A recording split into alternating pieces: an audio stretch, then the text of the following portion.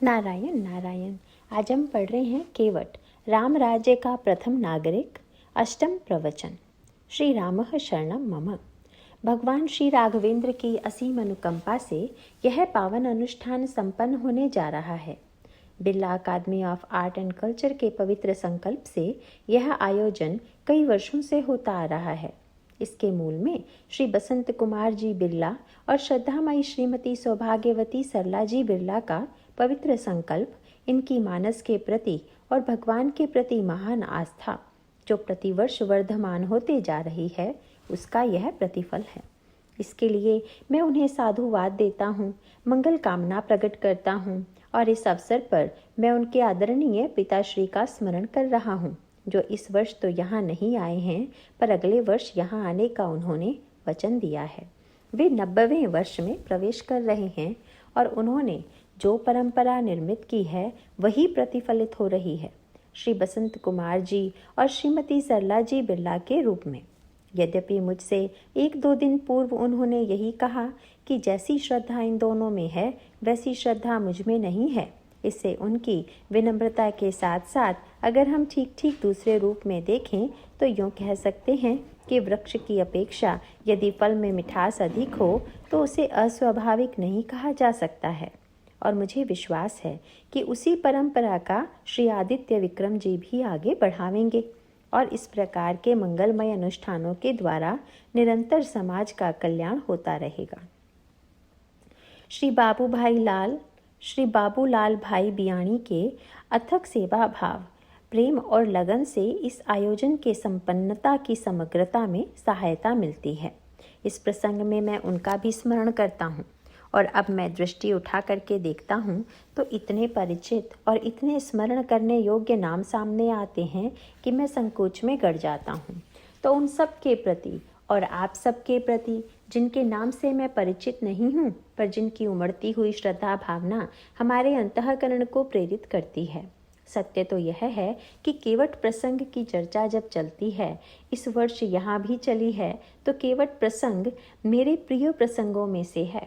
और उसकी प्रियता का रहस्य यह है कि केवट ने जिस सरलता से प्रभु को पा लिया है, मैंने भी प्रभु की कृपा को किसी साधना के माध्यम से नहीं, कृपा के माध्यम से ही पाया है। इसीलिए केवट का सत्य मेरे लिए केवल भाषण का सत्य नहीं है, यह मेरी अनुभूति का भी सत्य है। कई लोग पूछते हैं कि आपने इस जीवन की विलक्षण प्रतिभा का रहस्य बताइए, जो आप में विलक्षण भगवत रस को प्रकट करने की सामर्थ्य है, उसके विषय में बताइए। तो मैं यही कहता हूँ कि अगर किसी को अचानक लॉटरी मिल जाए तो वह क्या बतावे कि लॉटरी कैसे मिल गई। तो इसी तरह से हमें तो कृपा की लॉटरी मिली हुई है और इसी परिस्थिति में भगवान अपनी मंगलमयी कृपा के द्वारा एक अत्यंत क्षुद्र व्यक्ति को भी मंच पर बैठा करके जो कहलवाना चाहते हैं कहला देते हैं। उसमें मेरा रंच मात्र कोई कर्तृत्व, मेरा प्रयत्न और पुरुषार्थ नहीं है। और इसीलिए केवट के सत्य को आप केवल कथा ही सत्य न समझें, उसे आप अनुभूति के सत्य के रूप में भी देखें। आज रामनवमी का पावन दिन है और अभी जब मैं केवट प्रसंग की कथा कहने बैठा तो अचानक प्रातःकाल की बात याद आ गई। प्रातःकाल नवाहन पारायण का आयोजन चल रहा था। उसमें एक मीठा प्रसंग आया भगवान श्री राम के राज्याभिषेक का। तो जब भगवान श्री राम के राज्याभिषेक का प्रसंग आया तो मुझे गुरु वशिष्ठ बनाया गया।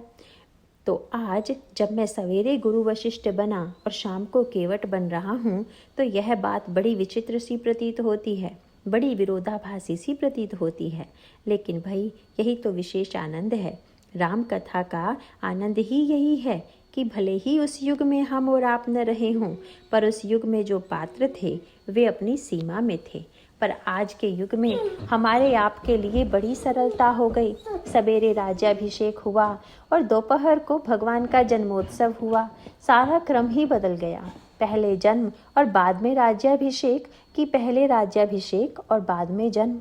ऐसी स्थिति पर मैं यही कहूँगा कि भक्ति का दिव्य रस यही है और इसका अभिप्राय यही है कि वह भगवान की मंगलमयी लीला है।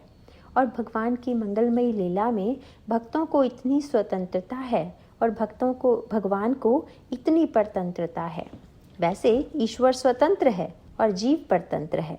जीव का लक्षण बताते हुए कहा गया, परबस जीव स्वबस भगवंता। देवर्षि नारद ने व्यंग करते हुए भगवान से कहा, परम स्वतंत्र न सिर पर कोई, तुम परम स्वतंत्र हो, तुम्हारे सिर पर कोई है ही नहीं। तो बेचारा जीव जो है पराधीन और ईश्वर स्वतंत्र है, लेकिन भक्तों ने सारे क्रम को बदल दिया। और वह क्रम किस रूप में बदल गया? नारद जी के प्रसंग में आता है कि नारद जी ने जब शाप दिया कि परम स्वतंत्र न सिर पर कोई, तुम परम स्वतंत्र हो, तो प्रभु को हंसी आ गई और प्रभु ने हंस करके नारद जी ने जो शाप दिया उसको सिर पर धारण कर लिया। गोस्वामी जी कहते हैं कि भगवान विष्णु जो हैं श्राप शीस धरी अपने सिर पर शाप धारण कर लेते हैं। यह सिर पर शाप धारण कर लेने में नारद से प्रभु का बड़ा मीठा विनोद है। नारद ने यह कहा था कि तुम परम स्वतंत्र हो, तुम्हारे सिर पर कोई नहीं है। भगवान ने कहा, नहीं महाराज, मैं कहाँ स्वतंत्र हूँ, शाप को सिर पर धारण कर लिया है, अब तो मैं रंच मात्र भी स्वतंत्र नहीं रह गया। जब आप ऐसा कहते हैं, मैं वैसा करने के लिए बाध्य हो गया, तो ऐसी परिस्थिति में मेरी स्वतंत्रता कहाँ है? स्वतंत्रता तो आपकी है। आप देखिए, विचित्र बात हो गई ना, स्वतंत्र नारद हैं कि स्वतंत्र भगवान हैं। नारद जी ने जो बात भगवान से कही वह कोई परतंत्र व्यक्ति कह सकता है? नारद भगवान से कहते हैं, असुर सुरा विष संकर ही आपुरा मामनि चारु, स्वार्थ साधक कुटिल तुम सदा कपट वहवारू। और इस वाणी को सुनकर के भगवान श्री राघवेंद्र बड़े प्रसन्न हुए। नारद जी ने भगवान से कभी पूछा, प्रभु मैंने कितनी बार आपकी स्तुति की, पर आप उतने प्रसन्न नहीं दिखाई पड़े जितनी मैंने आपको अनर्गल बातें कही उनको सुनकर प्रसन्न हुए। भगवान ने मुस्कुरा करके कहा, नारद, इसमें हमको एक नएपन का अनुभव हुआ, नया स्वाद मिला। रोज रोज वही स्तुति करते रहते थे तो उसमें कोई रसानुभूति नहीं रह गई। तो इसमें एक तो नवीनता है और दूसरा इसके द्वारा यह भी ज्ञात हो गया कि संसार के लोग इस तथ्य को समझ लें कि स्वतंत्र कौन है, परतंत्र कौन है। तो भक्तों ने कहा, भाई आओ दोनों में परिवर्तन कर लें। और यह परिवर्तन यही है कि ईश्वर परतंत्र हो जाए और जीव स्वतंत्र हो जाए। तो ऐसी स्थिति में लीला की स्वतंत्रता यह है कि भगवान श्री राघवेंद्र से आप जैसी लीला करने के लिए कहें वे करने के लिए बाध्य हैं। यह आप पर स्वतंत्रता है। सवेरे आपने राज्याभिषेक का पाठ किया तो राज्याभिषेक हो गया, सिंहासन पर बैठ गए, तिलक हो गया। दोपहर को आपने जन्मोत्सव मनाया तो भगवान का जन्म हो गया। और अब फिर क्रम उलट गया, अभी आपने भगवान राम को गंगा के किनारे लाकर खड़ा कर दिया और वे केवट से वार्तालाप करने को प्रस्तुत हो गई। इसका अर्थ यह है कि लीला में भी ईश्वर स्वतंत्र नहीं है। भक्त जिस क्रम में चाहे उसी क्रम से, जिस स्थान में कहे उसी स्थान में भगवान का जन्म कर लेता है। वैसे तो भगवान का जन्म हुआ अयोध्या में, पर आप लोगों ने दिल्ली में उनका जन्म कर दिया। भगवान केवट से मिले गंगा के किनारे, चित्रकूट के मार्ग में, पर आपने यहाँ श्री लक्ष्मी नारायण के प्रांगण में भगवान राम और केवट को एक दूसरे के निकट देख लिया। और इसका अभिप्राय क्या है? हम और आप अपने जीवन में रस लेने के लिए प्रभु से जैसी लीला करने के लिए कहें, प्रभु उसी क्रम में हमारे लिए लीला का निर्वाह कर देते हैं। समय होता तो मैं विस्तार से बताता। यह हमारी अंतःकरण की आवश्यकता, हमारी मनस्थिति पर निर्भर है कि हम भगवान की लीला को अपने जीवन में किस क्रम से देखना चाहते हैं। रामायण में भी आप एक सूत्र पावेंगे। जब गोस्वामी जी ने भगवान श्री राम के नाम की वंदना की तो नाम भगवान की और श्री राम के चरित्र की उन्होंने तुलना की, और नाम भगवान और श्री राम के चरित्र की उन्होंने जो तुलना की तो उसमें उन्होंने इतिहास के क्रम को बदल दिया। इतिहास में क्रम यह है कि भगवान राम ने पहले ताड़का का वध किया और फिर अहल्या का उद्धार किया, पर गोस्वामी ने नाम वंदना के प्रसंग में क्रम को उलट करके नाम भगवान की रामायण का जब वर्णन किया तब यह लिखा, राम एक तापस तिय तारी, नाम कौटि खल कुमति सुधारी, ऋषि हित राम सुकेतु सुता की, सहित सेन सुत कीन्ह बिबाकी, सहित दोष दुख दास दुरासा, दलई नाम जिमि रवि निसिनासा। इस पंक्ति में गोस्वामी जी कहते हैं कि जैसे भगवान ने अहल्या का उद्धार किया, उसी प्रकार भगवान के नाम के द्वारा व्यक्ति की कुमति का उद्धार होता है। और जैसे भगवान ने ताड़का का वध किया, उसी प्रकार से हमारे अंतःकरण की जो दुराशा रूपी ताड़का है, उसका वध भी अपने अंतःकरण में भगवान का नाम लेने के द्वारा होता है। पढ़ करके थोड़ा आश्चर्य होता है। चौपाइयों को केवल बदलना ही तो था। पीछे वाली चौपाई को पहले लिख देते तो रामायण की लीला का ठीक ठीक क्रम बना रहता, लेकिन क्रम बदल दिया। रामायण में क्रम था पहले ताड़का का वध और बाद में अहल्या का उद्धार। परिणाम रामायण में गोस्वामी जी ने क्रम बदलते हुए कहा, पहले अहल्या का उद्धार और बाद में ताड़का का वध। यह क्या है? यही भक्त की भावुकता है। भक्त के अंतर मन में क्या भावना है? गोस्वामी जी ने भगवान से पूछा, तुमने लीला क्रम को क्यों बदल दिया? गोस्वामी जी से भगवान ने पूछा, तुमने लीला क्रम को क्यों बदल दिया? गोस्वामी जी ने कहा, महाराज, जब आप त्रेता युग में आए तो आपने दोनों शक्तियों का प्रदर्शन किया, संहार की भी और उद्धार की भी। ताड़का के प्रसंग में आपकी संहार शक्ति प्रकट हुई और अहल्या के प्रसंग में उद्धार शक्ति। तो यह त्रेता युग वालों के लिए बिल्कुल ठीक था कि पहले आपने संहार किया और फिर उद्धार किया, पर इस युग में आप ऐसे क्रम से मत कीजिएगा। क्यों? बोले, पहले संहार कीजिएगा तो डर के मारे लोग भाग खड़े होंगे, इसीलिए पहले उद्धार से ही शुरू कीजिए, और जब लोग उद्धार के पश्चात संहार समझने योग्य हो जाएं, तब उनके जीवन में आप संहार प्रस्तुत करें। इसका अभिप्राय यह है कि भक्त ने भगवान को देश की सीमा, काल की सीमा, व्यक्तित्व की सीमा से मुक्त करके भगवान की लीला को इतना विस्तार दे दिया कि चाहे जिस देश में, चाहे जिस काल में और चाहे जो व्यक्ति भगवान राम की लीला का जिस क्रम या जिस रूप में चाहे अनुभव कर सकता है, दर्शन कर सकता है, आनंद प्राप्त कर सकता है। मैं और एक विशेष बात आपको बता दूं, भगवान श्री राम की कथा सुनने का सबसे बड़ा फल क्या है?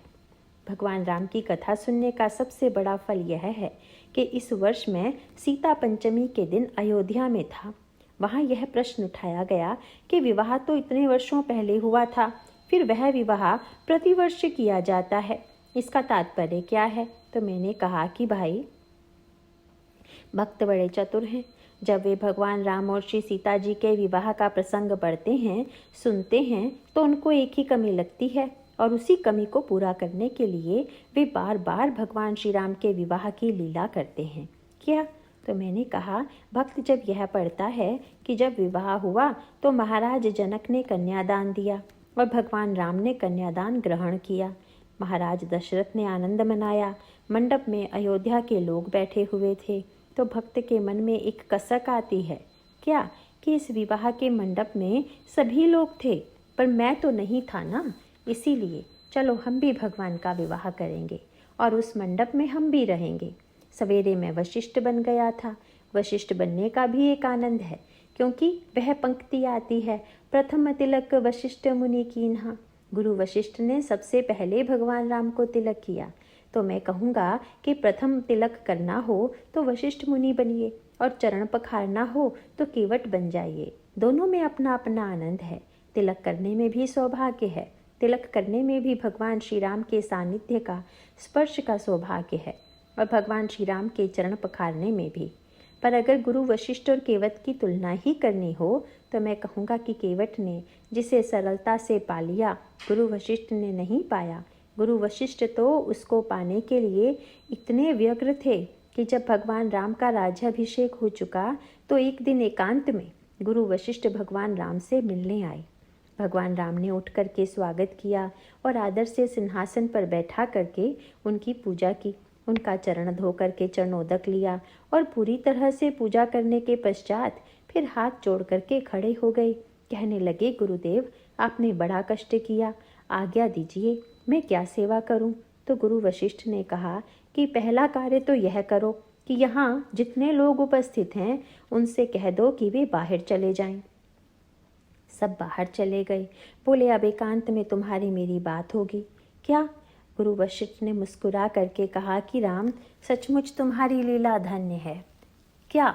बोले, तुम शिष्य बने तो सचमुच संसार का कोई शिष्य क्या सेवा करेगा, क्या भक्ति करेगा? जो तुम्हारे जीवन में दिखाई देती है।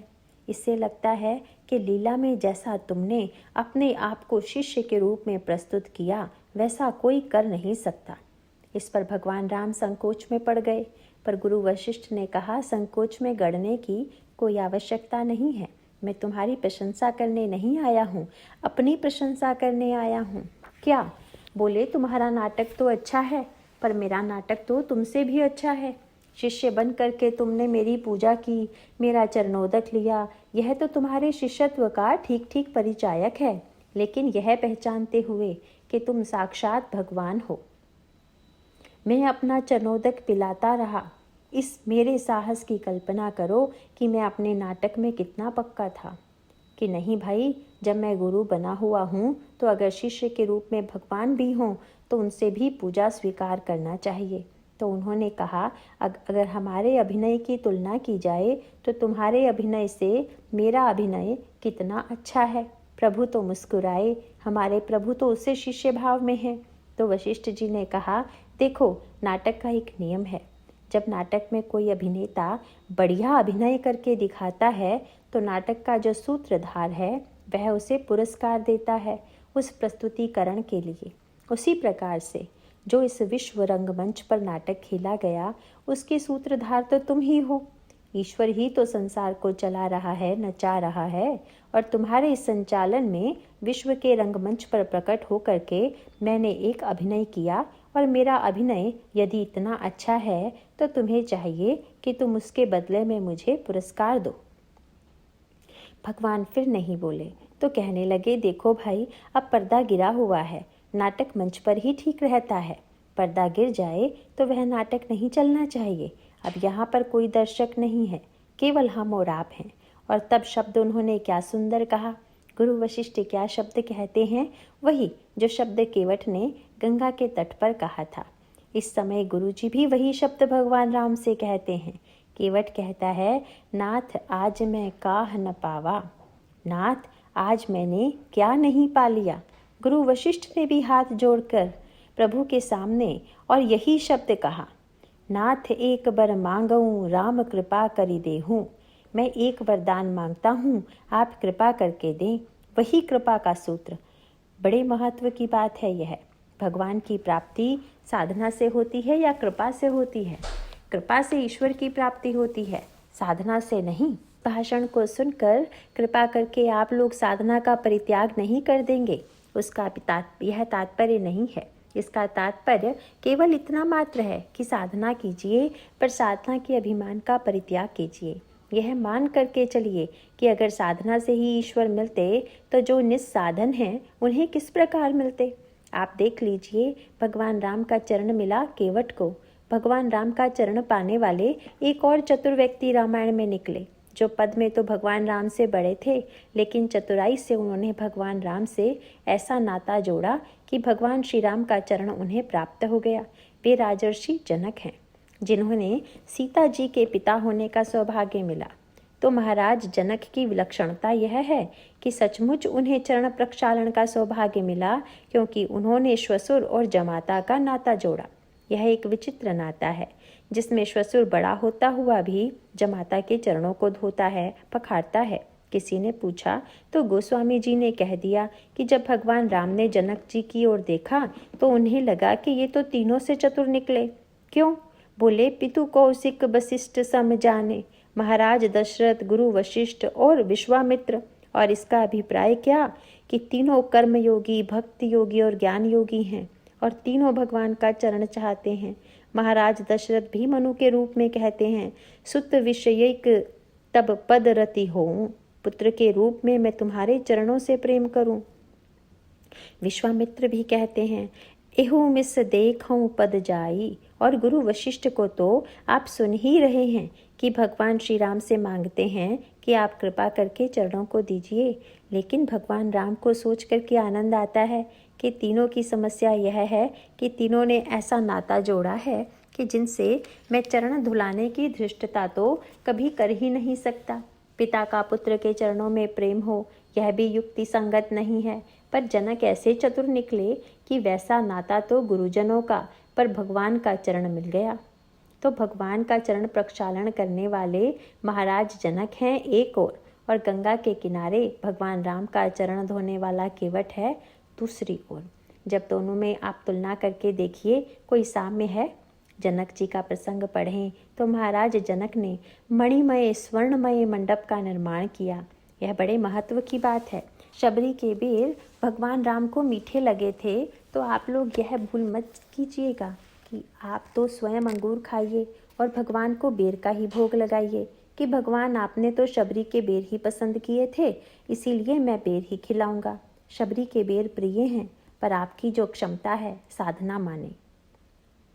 आप अपनी क्षमता का सही सही सदुपयोग कीजिए। आपके पास जो धन है, आपके पास जो द्रव्य है, आपके पास जो वस्तु है, तो उस वस्तु को भगवान की सेवा में लगाइए। हाँ, यह मानकर मत लगाइए कि भगवान इस वस्तु के द्वारा वश में हो जाएंगे, वरन यह मान करके लगाइए कि जब भगवान कृपा करके इसे स्वीकार करेंगे तो यह वस्तु धन्य हो जाएगी। तो महाराज श्री जनक ने राजकीय स्वागत किया। भगवान श्री राघवेंद्र के लिए सुंदर मंडप बनाया, पावड़े बिछाए, मखमली कालीन बिछवाई और भगवान राघवेंद्र उस दिव्य नगर में कालीन के पावड़े पर चरण रखते हुए मंडप में आते हैं और वहां पर भगवान श्री राम को महाराज जनक सुकोमल आसन पर बैठाते हैं। उसके पश्चात भगवान श्री राम को देखते ही सुनैना जी और महाराज श्री जनक का अंतःकरण गदगद हो जाता है। वे गदगद भाव से जल ले जाकर सोने के पात्र में भगवान राम के चरण पखारने लगते हैं। गोस्वामी जी ने लिखा, बरु बिलो की दंपति अनुरागे पाए पुनीत पखारन लागे। तो भगवान श्री राघवेंद्र के संदर्भ में जनक जी का प्रसंग पढ़ें तो ऐसा लगता है कि भगवान के चरणों को अगर पाना हो तो जनक जैसा बनना पड़ेगा।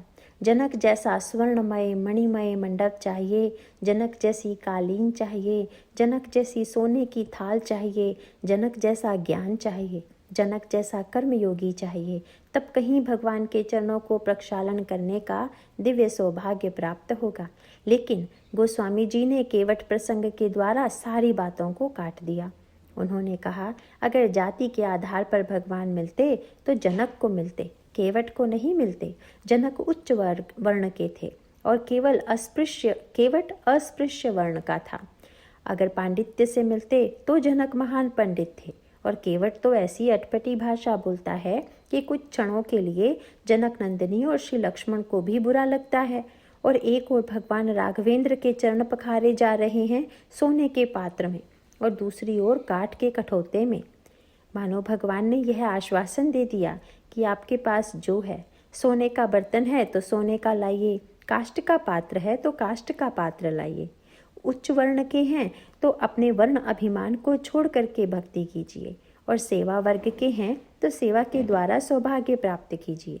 केवट और महाराज जनक में जितनी वस्तुएं हैं वे सर्वथा एक दूसरे से भिन्न हैं, लेकिन ध्यान रखिए, यह पता लगाइए कि दोनों में कोई वस्तु तो ऐसी होगी जो दोनों में समान मिल जाएगी।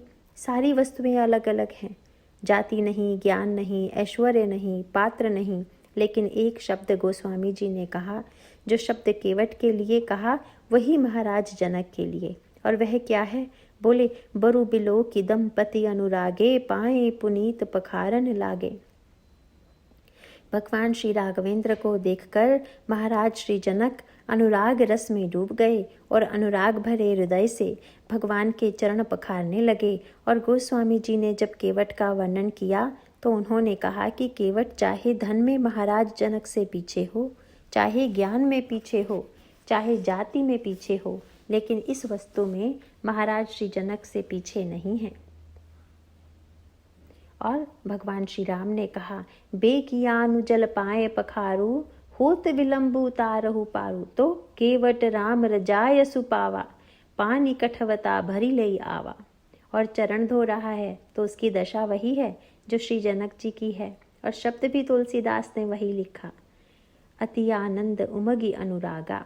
और इसका अभिप्राय क्या है? जनक में, केवट में जो वस्तु समान है वह है अनुराग। और इसका अभिप्राय है कि ईश्वर मिलेगा तो अनुराग से मिलेगा, केवल किसी बहिरंग जाति पाति की विशेषता से नहीं मिलेगा।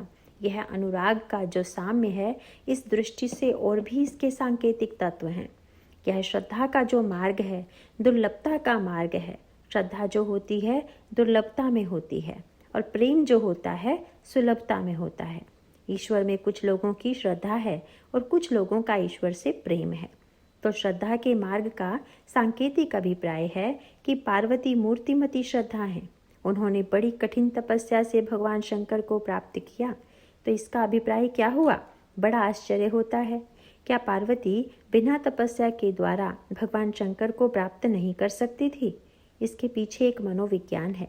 पार्वती जी को लगा कि सती के रूप में बिना साधना के, बिना तपस्या के शंकर जी को मैंने प्राप्त कर लिया, तो मैं उनका मूल्य नहीं कर पाई और बिछुड़ गई। इसीलिए इस बार ऐसी कठिनाई से पाऊंगी कि जिससे निरंतर उनको संभाले रहने की वृत्ति हो और स्नेह का मार्ग, कृपा का मार्ग जो है वह भिन्न मार्ग है। तो यह जो महाराज जनक का मार्ग है वह श्रद्धा का दिव्य मार्ग है, ज्ञान का दिव्य मार्ग है, कर्म का दिव्य मार्ग है, पर सबसे बड़ी महत्वपूर्ण वस्तु उनका दिव्य अनुराग है। और केवट के अंतर जीवन में यह अनुराग जो है वह विद्यमान है। और जब अनुराग भरे हृदय से केवट भगवान श्री राम का चरण पखारता है तो गोस्वामी जी कहते हैं कि आकाश से फूलों की वृष्टि होने लगती है। बरसि सुमन सुर सकल सिहाही, और सबके मुंह से शब्द निकला, यही सम पुण्य पुंज कौ नाही। इसके समान कोई पुण्यात्मा नहीं है।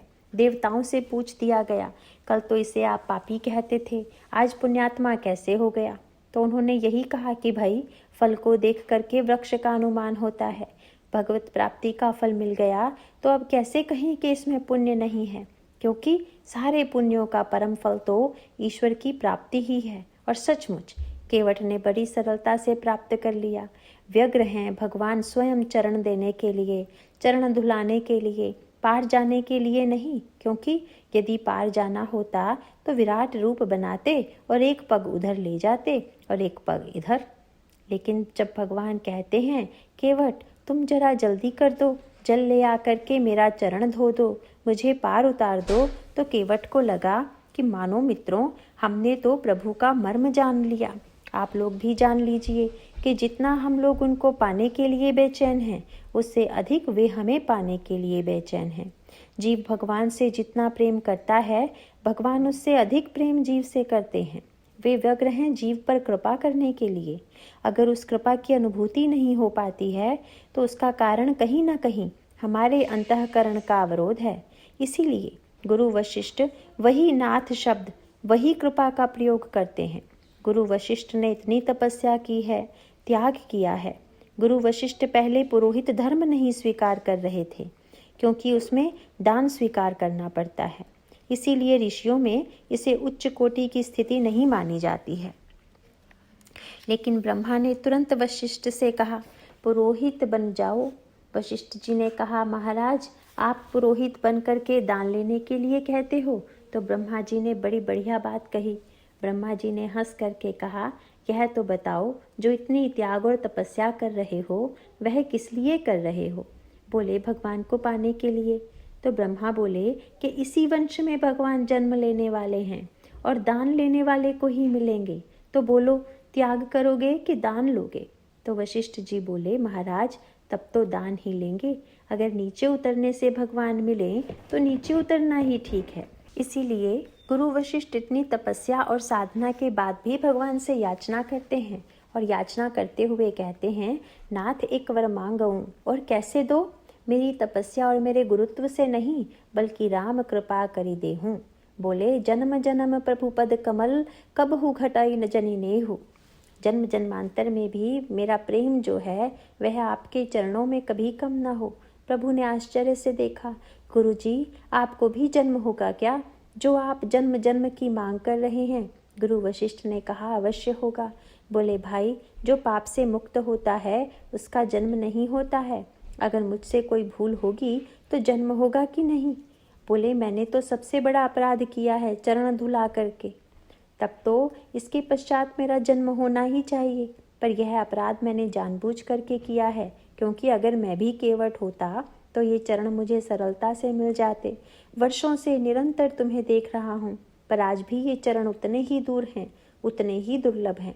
इसीलिए मैं अब चाहूँगा कि अगले जन्म में ब्राह्मण न बन करके मैं भी किसी ऐसे ही रूप में जन्म लूं जिसे चरण देने में तुम्हें किसी प्रकार का संकोच न हो।